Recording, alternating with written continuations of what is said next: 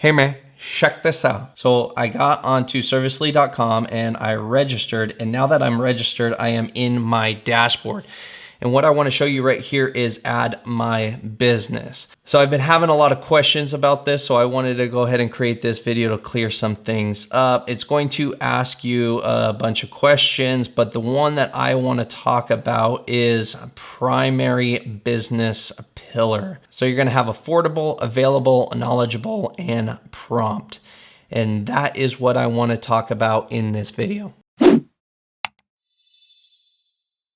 What's up guys, my name is Ryan with Servicely, where I'm trying to accomplish two things. The first one being trying to get future pros into the service industry of their choice. Whatever you want to be, house painter, pooper scooper, HVAC, electric plumbing, pool service, carpet cleaning, window cleaning, pressure washing, roofing, whatever it is.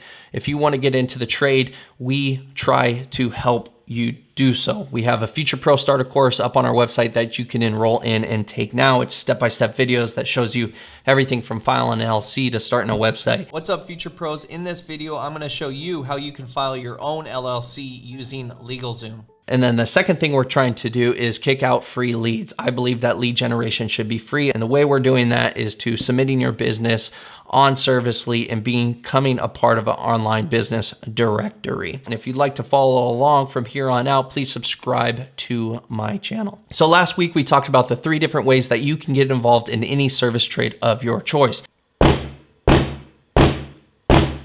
I'll put a link down below so you can check it out. Or whether it's a 1099 or the company owner, you have 2 different styles. You have an owner operator or you have a business manager. The owner operator is going to wear many hats within his business. He's going to answer the phones or the email, schedule the appointments, do the work, send the invoice out, collect the payment, and deal with any fires that pop up throughout the workday or the work week. Now, as far as a business manager, you are actually managing individuals, managing a team so that you guys can progress forward as one unit in the direction that you so choose. So those are the 2 different styles of business owners that you can be. I would suggest that if you are the owner operator and you see something is starting to slip, whether it be your office duties or trade work that you're performing out in the field, I would suggest hiring somebody for your office. Can get to the point where you can afford this person, and then even if it's just to hire someone to manage your books, it makes sense to let them handle that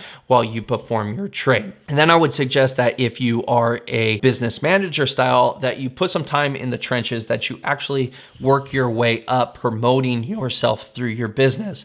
So start as the owner operator, keep an eye on your books. Once you become profitable, hire someone either for the office or the trade work, and then you do the opposite. And then once again, repeat that process, get to the point where you're profitable, put that money back into the business by hiring someone and just continuously promoting yourself to the business until you're at a spot that you like, and then you can start really sprinting towards that finish line. With those 2 different styles of businesses, whether you're the owner operator or you're the business manager, there's 4 different pillars that your business is going to stand on, one of which is going to be stronger than the most. I don't believe that you can be all things to all customers. So even if you're saying, hey, I'm strong in all 4 of these, at some point you're going to have a conflict with a customer because your pillar is not aligned with their pillar. So I was sitting down with someone one time and they asked me what was different between my pool service business that I had at the time than every other pool service out there. And I chewed on this for years. I could not figure out what the difference is, because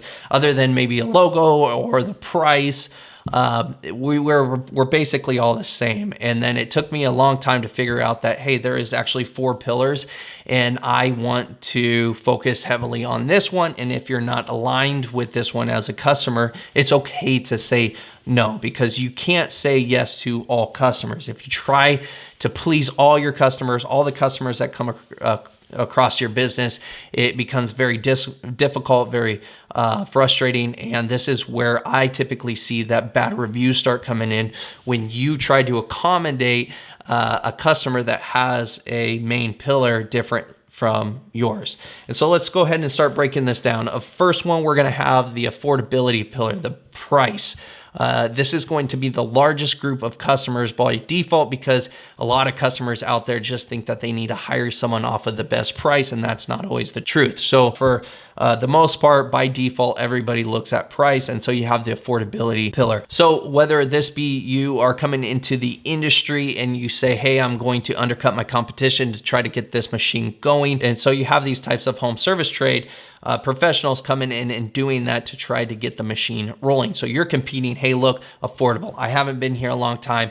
I need your business. I'm going to go ahead and do this for you, customer, because you're looking for an affordable service rate and I'm willing to charge an affordable service rate. So let's go ahead and dance. The second pillar that you have is the pillar of availability, being available for your customer. There's a group of customers that you can cater towards that are looking for service now. We live in an instantly gratifying world. Why should labor or why should the service be any different? You have these customers that don't want to wait into next week to get their service that they all of a sudden need right now.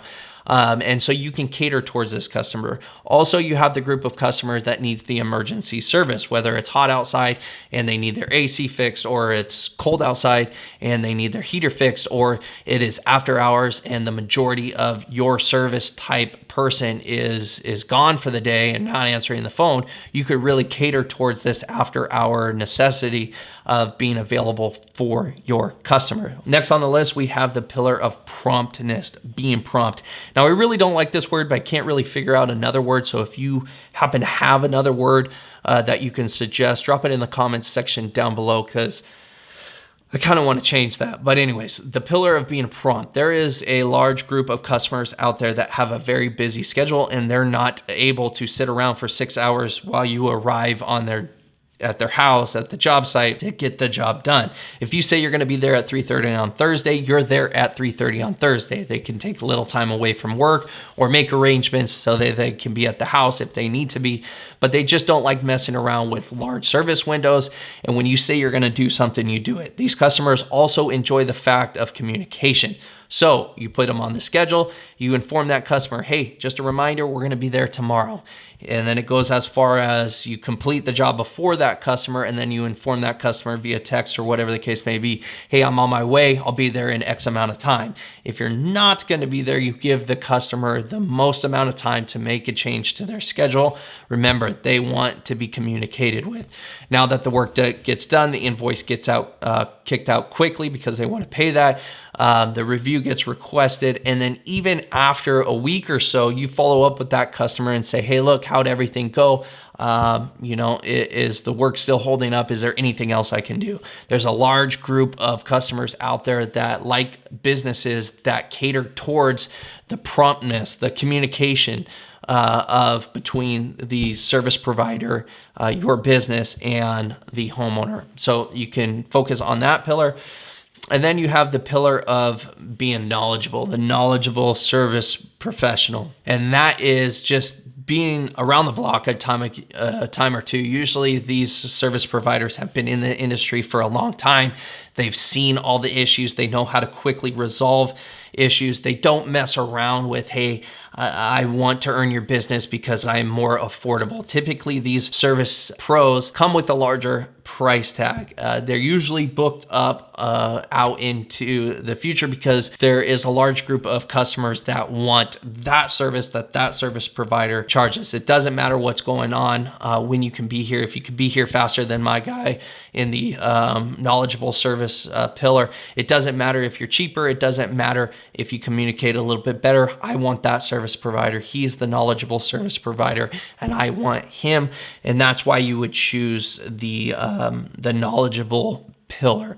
So there's 4 pillars that you can choose from. And the reason why that we have this set up is because when customers come to Servicely to search for a business or a business referral rather, they are going to have to select this. And we want, at Servicely, we want the pillar to align correctly between the service professional, you and your business, and the homeowner, the one looking for the work, the end consumer.